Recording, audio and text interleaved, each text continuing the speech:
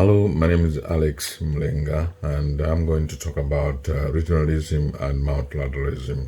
And as I speak about these two concepts, I'll be striking the difference between them.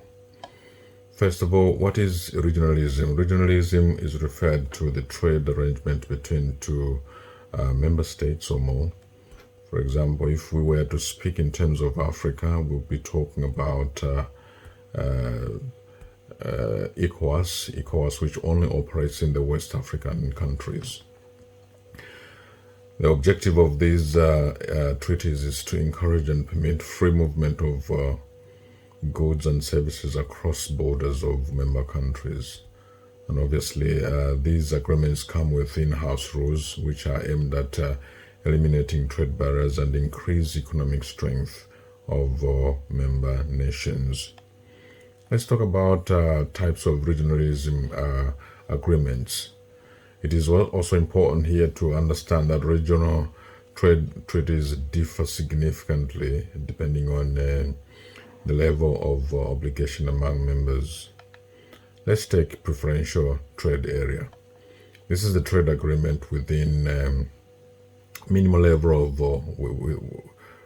trade agreement with countries with minimal levels of commitment in reducing trade tariffs and other barriers. The preferential trade area member countries do not eliminate trade barriers themselves.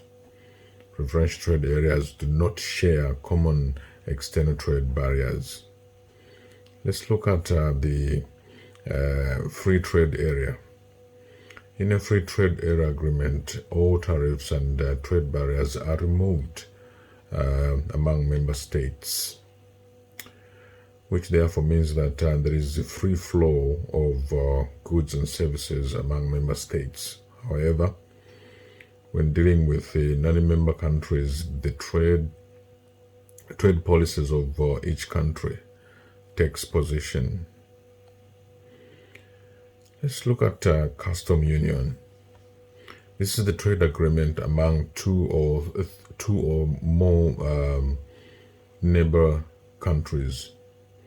In this trade agreement, member states eliminate trade tariffs and custom duties only among themselves and implement common external trade barriers.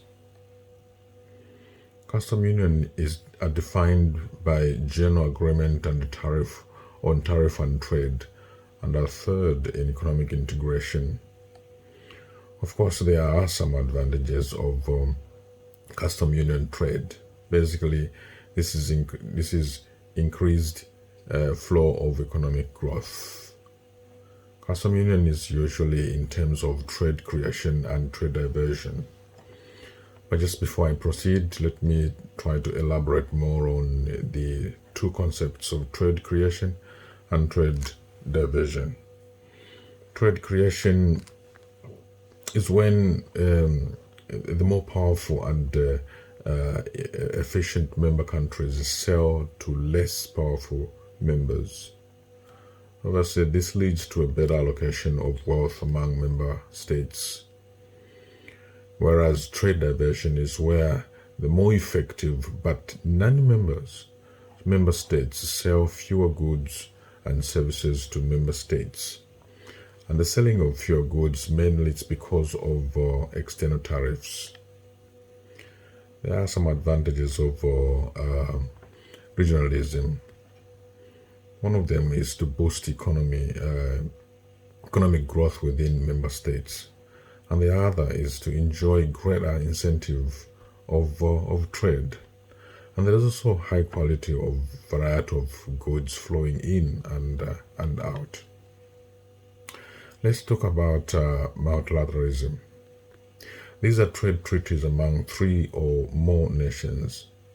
And the main aim of these treaties is to reduce trade tariffs and ensure doing business in the areas of import and export is much more easier. There are key principles that can be looked at here. Unlike regionalism, multilateralism aims at strengthening the world economy. Import and export measures give economic benefits to all member countries. It is also worth taking notice that some regional trade agreements are multilateral in nature. For example, if we talk about the North American Free Trade Agreement, which has been there for a longer time, there are some advantages of multilateralism.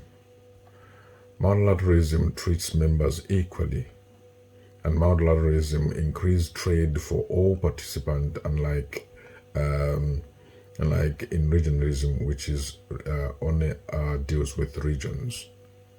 And there's also standardized commerce rules for all members. And countries can negotiate trade with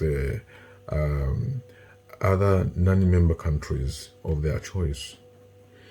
And regionalism develops weaker countries' economy by merging market.